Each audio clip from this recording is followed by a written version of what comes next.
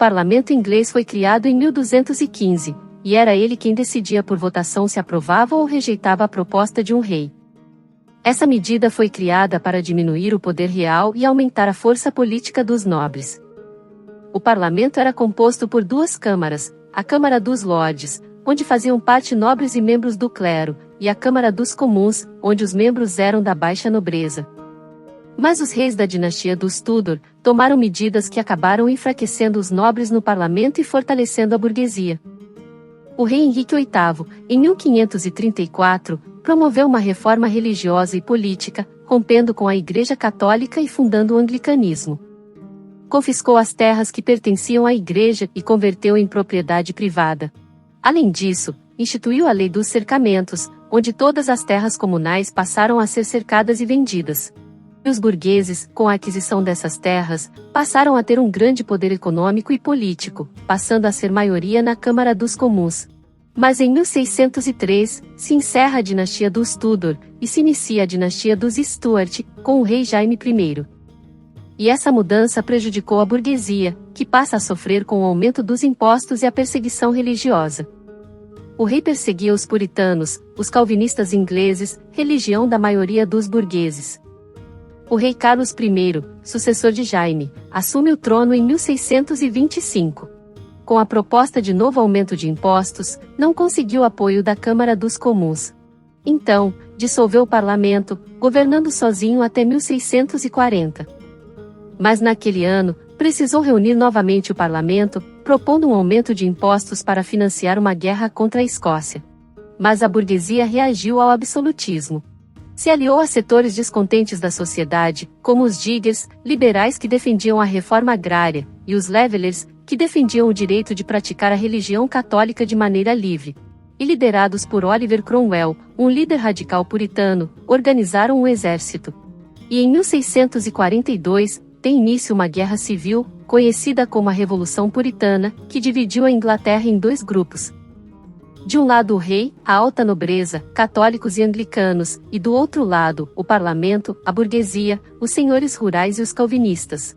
O exército de Cromwell ficou conhecido como o Novo Exército Modelo, composto pelos cabeças redondas, uma referência aos cabelos curtos de seus membros, bem diferente das perucas dos nobres.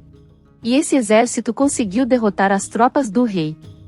Carlos I é preso, condenado à morte e decapitado por ordem do parlamento, em 1649. A guerra civil acaba, e é proclamada a república. Cromwell é nomeado pelos parlamentares para comandar a Inglaterra, como Lorde Protetor. Mas sua relação com o parlamento começou a enfraquecer.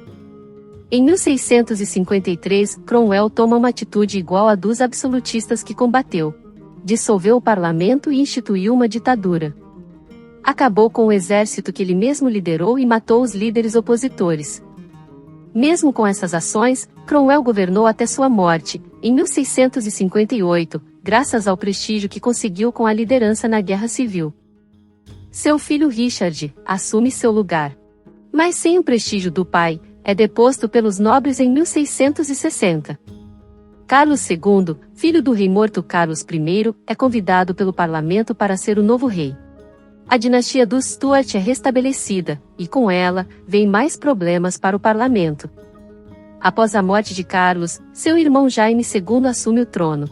Mas o rei era católico, e isso fortalecia o catolicismo, o que entrava em conflito com o parlamento de maioria puritana. Além disso, o rei tinha grande proximidade com o absolutismo francês. Temendo que esses conflitos levassem a uma nova guerra civil, o parlamento convoca Maria II, filha do rei, e seu marido, Guilherme de Orange, rei dos Países Baixos, para assumirem o trono no lugar de Jaime. Com o apoio do parlamento, Guilherme invade a Inglaterra com suas tropas, em 1688. Sem forças políticas e militares, Jaime II é destituído, e se exila na França. Esse episódio é conhecido como Revolução Gloriosa, pois o rei foi deposto sem derramamento de sangue. Guilherme é coroado novo rei da Inglaterra, sendo chamado de Guilherme III.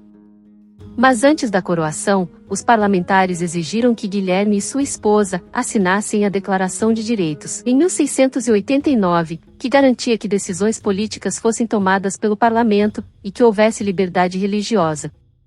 A Revolução Inglesa foi uma das primeiras revoluções burguesas a limitar o poder absoluto de um rei. E por hoje ficamos por aqui. Não se esqueça de me contar o que achou desse vídeo, e fique de olho no nosso canal, vem muita novidade por aí. E a gente se vê em breve. Foca nos estudos e até a próxima!